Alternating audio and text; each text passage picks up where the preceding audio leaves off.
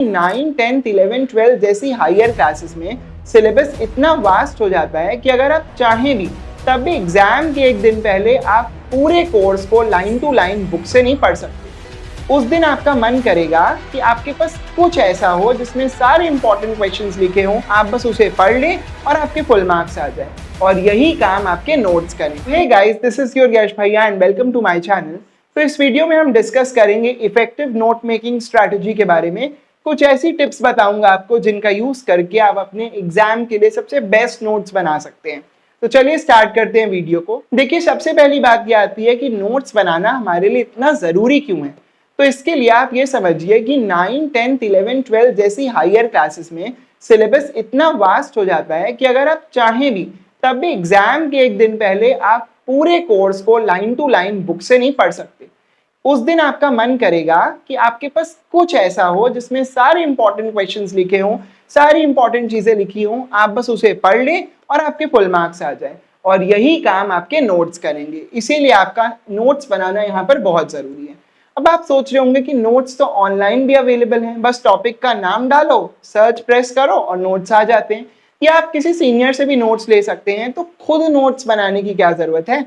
तो एक बात समझो, जितना अच्छे से तुम अपनी खुद की राइटिंग को समझ पाओगे उतना अच्छे से तुम किसी दूसरे की राइटिंग को नहीं समझ पाओगे। इसीलिए खुद के नोट से पढ़ने में तुम अपने आप को ज्यादा कंफर्टेबल फील करोगे एज कम्पेयर टू किसी दूसरे के नोट से पढ़ने में। इसके अलावा जब तुम नोट्स बनाओगे तो प्रीवियस ईयर क्वेश्चंस को भी एनालाइज करोगे, तो देखते देखते ही तुम्हें समझ में आ जाएगा कि कौन कौन से टॉपिक्स इंपॉर्टेंट हैं, कौन कौन से टॉपिक्स एग्जाम में आ सकते हैं, और फिर तुम उन्हें अच्छे से तैयार कर लोगे। इसके अलावा जब तुम नोट्स बनाओगे तो कुछ टॉपिक्स तुम्हारे माइंड में रिटेन हो जाएंगे, थोड़ी थोड़ी चीजें तुम्हें याद हो जाएंगी, जो कि बाद में तुम्हें बहुत बेनिफिशियल लगेगा। तो चलिए अब डिस्कस कर लेते हैं कि वो कौन सी टिप्स हैं जिनका ध्यान हमें नोट्स बनाते समय रखना चाहिए। टिप नंबर 1 ये है कि आपके नोट्स बिल्कुल कंसाइज होने चाहिए और आपकी खुद की लैंग्वेज में लिखे होने चाहिए। कई बच्चे क्या करते हैं, पूरी बुक का कंटेंट अपने नोट्स में कॉपी कर लेते हैं। एक बात बताओ, अगर आप ऐसा करोगे तो फिर नोट्स बनाने का फायदा ही क्या रह जाएगा। आपको सिर्फ इंपॉर्टेंट चीजों को एनालाइज करना है और अपनी बुक से उन्हीं चीजों को अपने नोट्स में अपने शब्दों में कॉपी करना है, क्योंकि आपके नोट्स से सिर्फ आप ही पढ़ने वाले हो। ऐसा तो है नहीं कि 8-10 दोस्त आप लोग मिलकर सिर्फ आप ही के बनाए हुए नोट से पढ़ोगे। अपने लिए नोट्स बना रहे हो तो उसमें आप बेझिझक अपनी भाषा में हिंदी इंग्लिश सब लिख सकते हो, राइट। इसके बाद टिप नंबर 2 ये है कि आपके नोट्स बिल्कुल एग्जाम ओरिएंटेड होने चाहिए। नोट्स में वो सभी चीजें होनी चाहिए जो कि प्रीवियस ईयर में बार बार पूछी गई हैं और अपकमिंग ईयर्स में भी बार बार पूछी जा सकती हैं। इसके लिए पर्सनली मैं क्या करता था, जब स्कूल में मैम कोई भी चैप्टर पढ़ाती थी तो मैं उस पर इंपॉर्टेंट लिख लेता था। भाई टीचर्स बताते हैं ना कि ये टॉपिक इंपॉर्टेंट है, तो उस पर मैं स्टार मार्क या इंपॉर्टेंट मार्क कर लेता था। और फिर जब घर आकर मैं उसी टॉपिक को एनसीईआरटी से पढ़ने के बाद उसके नोट्स बनाता था तो मुझे मालूम होता था कि यस, ये टॉपिक इस चैप्टर से इंपॉर्टेंट है और यहाँ से क्वेश्चन आ सकते हैं, और मैं अपने नोट्स में भी उन पे स्टार मार्क बना लेता था। तो ये मेरे लिए बहुत बेनिफिशियल रहा और यही कारण था कि मेरे क्लास 10th और 12th दोनों में ही इतने अच्छे मार्क्स आए थे।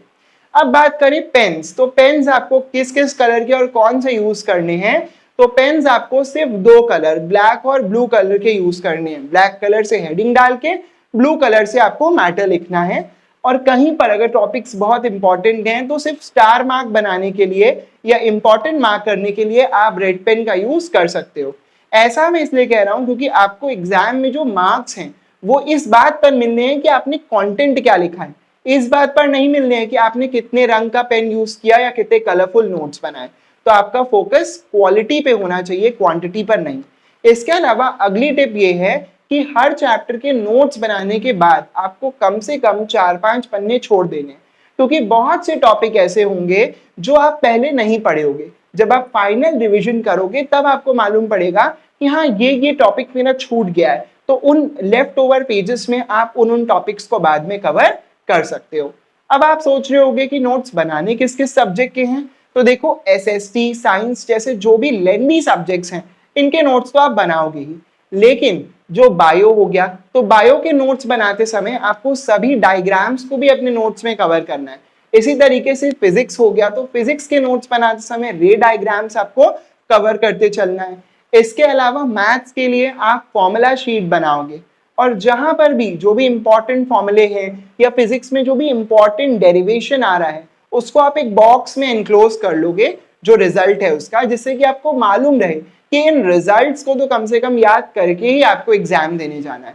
इसके अलावा जो लाइट सब्जेक्ट्स हैं जैसे इंग्लिश, हिंदी वगैरह हो गए, तो ये आप बुक से पढ़ सकते हो, इसके लिए नोट्स बनाने की जरूरत नहीं है। लेकिन इन सब्जेक्ट्स को भी पहले से पढ़ते चलना, लास्ट नाइट के लिए इन टॉपिक्स को मत छोड़ देना, क्योंकि बच्चे इंग्लिश हिंदी छोड़ देते हैं, लास्ट में पढ़ते हैं, बाकी सब्जेक्ट्स में तो उनके नंबर अच्छे आ जाते हैं, लेकिन इंग्लिश हिंदी जो है उनकी परसेंटेज को कम कर देता है, राइट। तो अब चलिए देख लेते हैं कि टॉपर्स इन टिप्स का यूज अपने नोट्स में, अपनी एग्जाम आंसर शीट्स में करते हैं कि नहीं। तो जैसा कि आप अपनी स्क्रीन पे देख पा रहे हैं, इस बच्चे ने अपने नोट्स में सिर्फ 2 से 3 कलर के पेन्स का ही यूज किया है। इसके अलावा जहां जहां चीजें इंपॉर्टेंट हैं तो उन पे इंपॉर्टेंट मार्क किया हुआ है, जगह जगह जहां जरूरत है डायग्राम्स बनाए हैं, फ्लो चार्ट्स बनाए हैं, रे डायग्राम्स भी बने हुए हैं। इसके अलावा चीजें बेहद कंसाइज फॉर्म में हैं और जो डेरिवेशंस हैं उनके रिजल्ट्स को बहुत अच्छे से बॉक्सेस में प्रेजेंट किया गया है, राइट। तो आप भी इन टिप्स का यूज करके अपने नोट्स बना सकते हैं, एंड बिलीव मी, अगर आप ऐसा करेंगे तो ये आपके लिए बहुत ही ज्यादा बेनिफिशियल साबित होगा और आपको लास्ट डे एग्जाम देने के पहले बहुत ही प्राउड फील हो रहा होगा कि हाँ, मैंने पूरे साल मेहनत की है जिसका फल मुझे अब मिल रहा है। बस इस वीडियो में इतना ही। कोई भी हेल्प चाहिए हो तो आप कमेंट में पूछ सकते हैं। Thank you so much.